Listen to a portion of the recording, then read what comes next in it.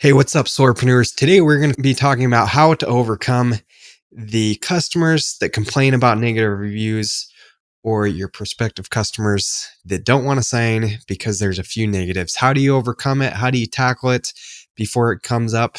And how do you still close deals even with negative reviews?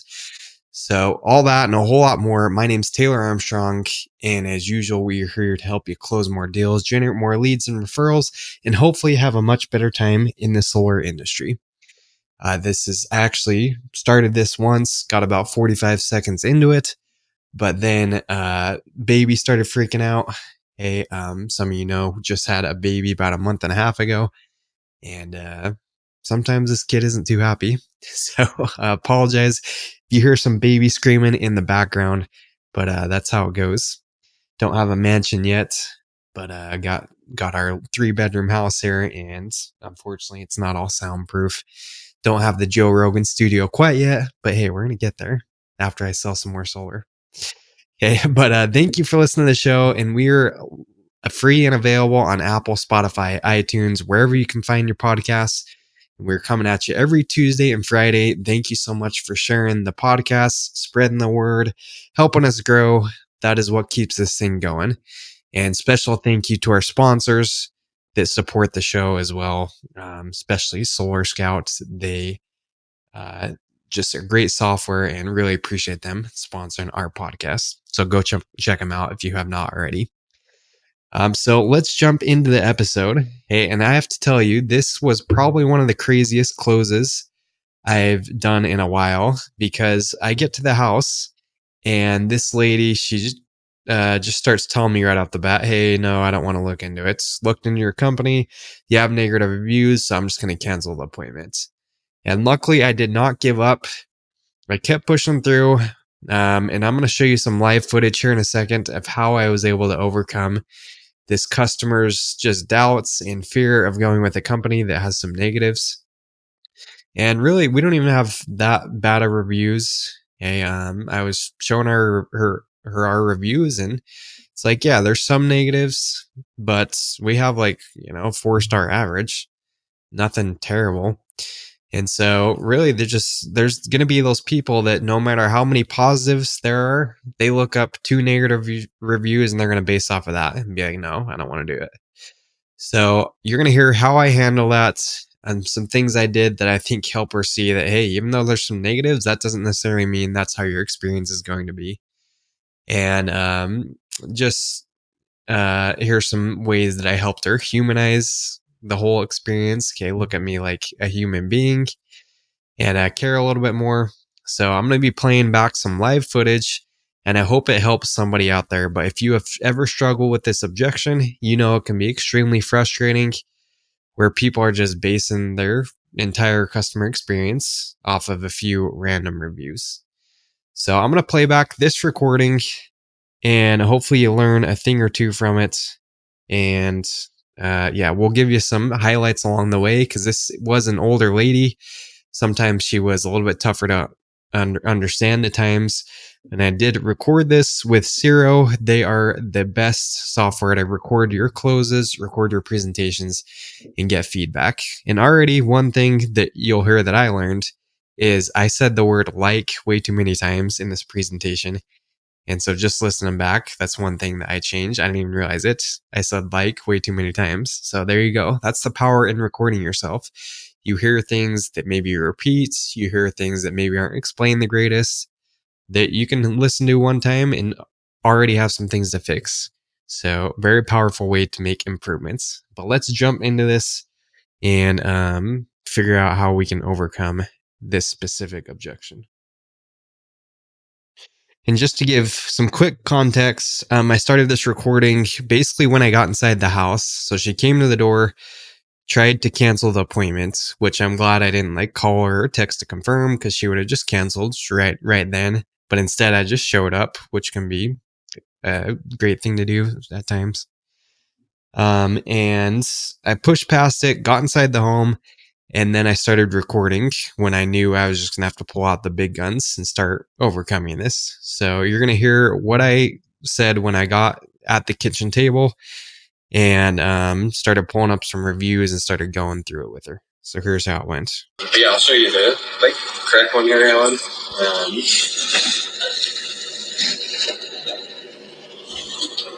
Have you heard of the Better Business Bureau? Yeah. Okay. Sorry, because I know I dealt with them when we had our own business. Okay. And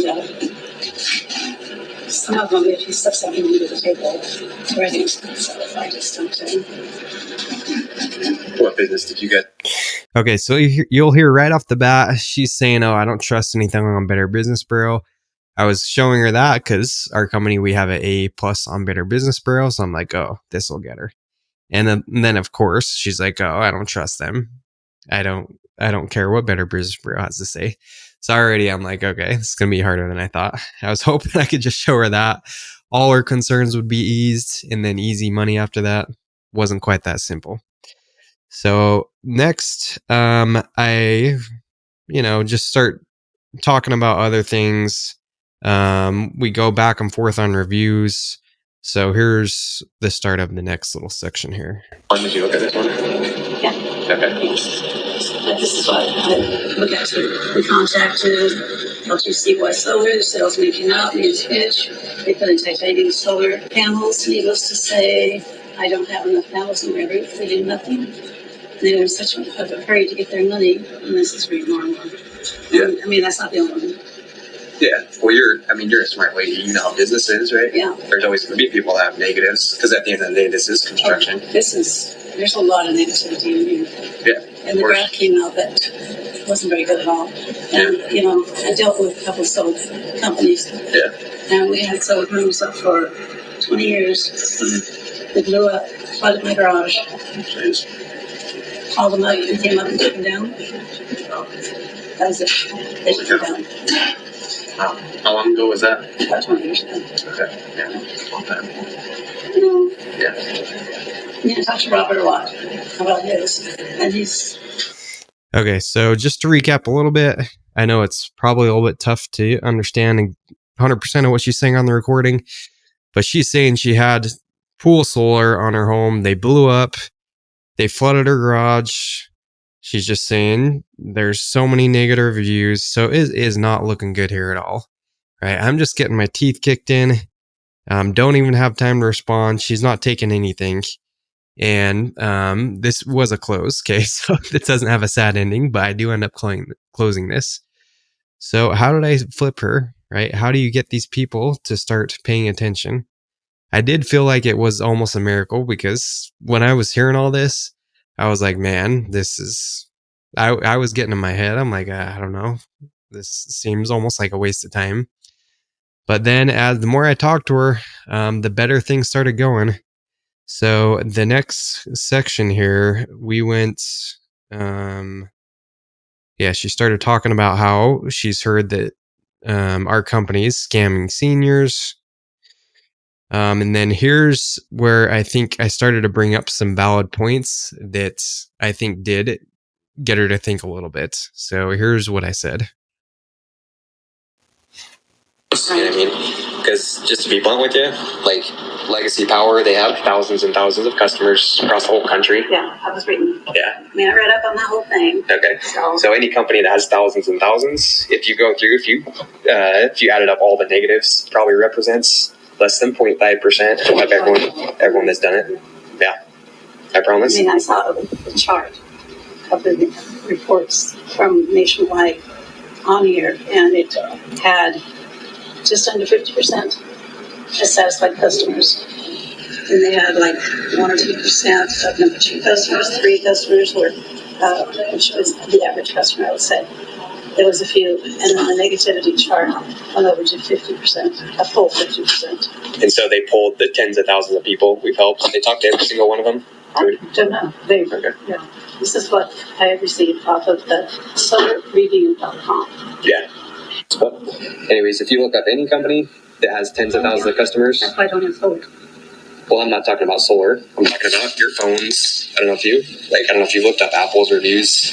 They're worse than our reviews. I don't know if you've looked up SDGenie reviews. They're at 1 star. So. Yeah, I don't blame you. Okay, so here's a few things that I think started helping a little bit, right? You notice that I was trying to like bring in other companies as examples, right? And that's what I was meaning to say. I think I said our company has tens of thousands of customers, which I don't think we have that many yet. But what I was meaning to say is there are companies that have tens of thousands of customers and they have terrible reviews. So this is where I think she started realizing a little bit. Hey, if you look at any big company out there, Apple, Microsoft, the utility company, right? It's like, why do people stay with the utility company? They have 1-star reviews, right? So if you can make a solid case through examples like that, get them to realize is, hey, this is construction. Hey, one thing we pride ourselves on is that we're not a perfect company. Things go wrong in construction. You know, there's uncontrollables. There's things that you can't control at times. But one thing we will do, Helen, one thing we will do, Mrs. Customer, is we will fix it, which is, and hopefully you're with a company that does actually fix things, right?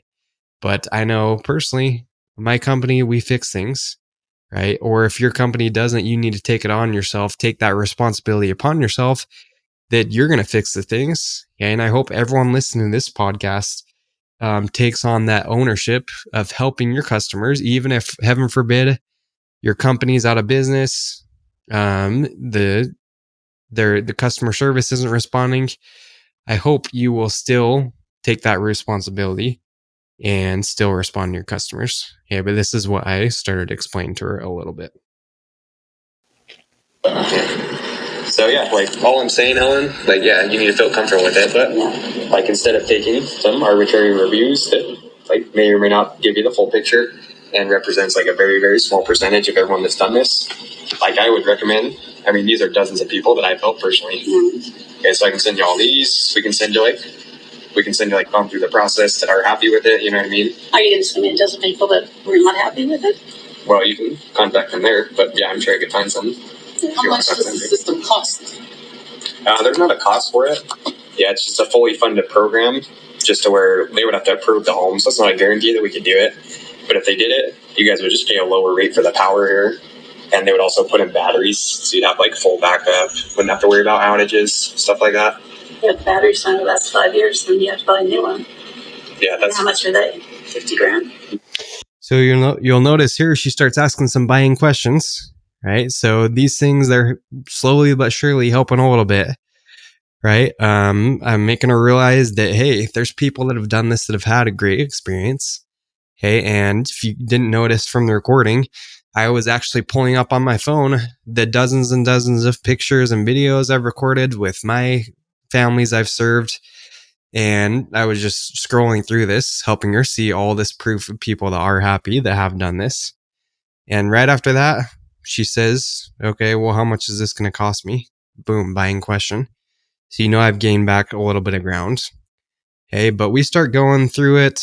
I'm answering her a few more of her questions.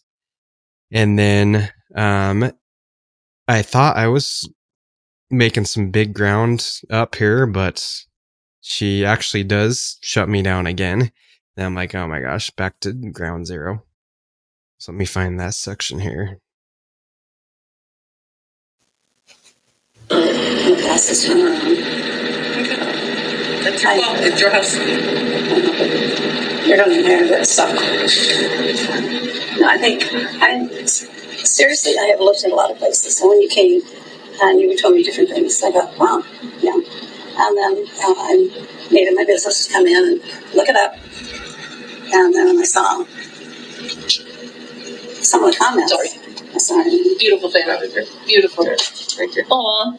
Yeah. I miss the kids being nice. I know. We just had a baby. Yeah. So we got a 4-year-old, a 2-year-old, and a baby right now. Congratulations. What do you have, all girls or what? Okay, so she shuts it down again. This time the daughter's here. So the daughter's, I'm trying to get the daughter on my side. It's an older lady. Daughter lives with her. And she's telling the daughter, no, you know what? I'm not going to do it. Too much negative. And then this actually helps me. You hear the daughter, she sees the picture on my phone of my family. We start talking about babies. We start talking about kids. And this played in my favor quite a bit. So shout out to the daughter. She, I think in some ways saved the deal right here, because it gets the customer's mind off the thinking, oh, no, I'm not going to look at it. I'm doing it. Now they're seeing me as a family guy. They're seeing me as a human. They're seeing me not as just as some annoying pesky sales guy that comes in, but hey, I got a family here. I got people I take care of. This is my livelihood, right? So anyone listening, even if you don't have kids, even if you don't have family, what can you show the customer to humanize them, or to humanize yourself to them? Right? Maybe you have a picture of your dog and they love dogs. Maybe you have a picture of you, I don't know, doing stuff with your brother, sister, whatever. Like, show them things, relate to them. I would always have like pictures you can show them of your family, of just something you can relate on. And this stuff helps so much because it just takes annoying sales guy out of it and makes them treat you differently. So this came in clutch for me, and this was one of the reasons I was able to overcome, some of the negativity stuff. Okay, and then she starts, for time's sake and just for audio quality's sake, I'm not going to go to every single section here, but just to highlight, she starts asking me how long I've been with the company. And here's the way I got them to open up and at least check it out and really get my foot in the door here. Yeah. But yeah, well, what I was going to say, Helen, like, they already prepared it. So why don't we just show you like comparison to what it is and all that. And then if you like it, by all means, let's get you in touch that have done it and not just go for people. Comparison? Yeah, I'll be right up. Okay. Because I just hate for you guys to pay way more just because we can help you feel comfortable off of like a few, reviews. How long have you been with this company? About a year. Okay, so and from there it was pretty much history. Hey, I say the line I used was, "Hey, Helen, we're here. We're at the table. They already prepared it, so why don't we just show you a comparison to your current bill? If you like it, then let's get you in touch with people that have done this, so you can base experience off of, real things instead of just some arbitrary reviews you're finding online. But if you don't like it, no harm, no foul." Right. So our job as salespeople, we need to get our foot in the door and just get to the next step. Right. Okay. We're on the baseball diamond. We're just getting to first base. And then we're getting to second base. So don't think of the whole sell like, oh, you got to do all these things. Just get to that next step. And that next step for me was, hey, I got to overcome some of the negativity around her thinking of reviews. And then I got to get to the next step.